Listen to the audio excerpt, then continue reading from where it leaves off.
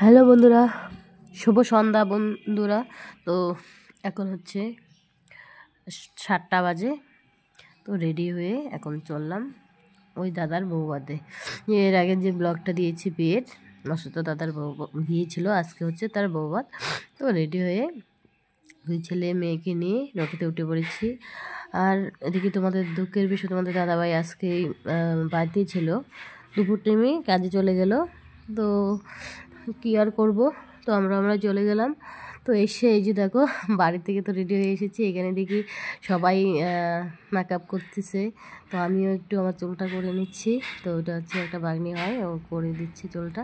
তো তারপরে এসে এখানে বসলাম। তো বউকে বসানো হলো সিংহাসনে। তো তারপর ছবি শ্যুট করা হচ্ছে।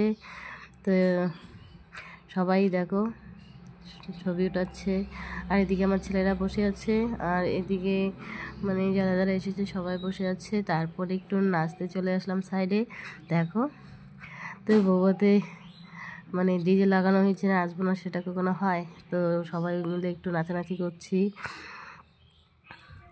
তো আজকেই মনে করো এনজয় করার দিন, মনে করো আজকে লাস্ট।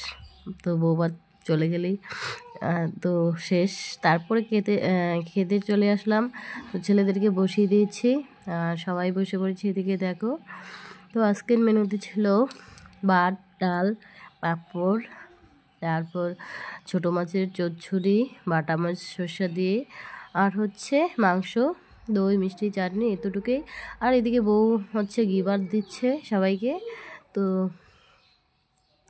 ওই যে দেখো ছেলেরা খাচ্ছে, ওই পাশে মেয়ে বসেছে।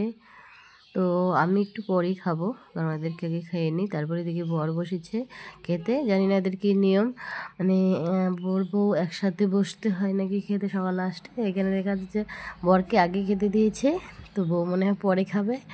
যাই হোক, কেমন লেগেছে আজকে ব্লগটা অবশ্যই কমেন্টে জানিও। তো আজকে এতটুকুই, আজকে আমাদের এখানেই টাটা।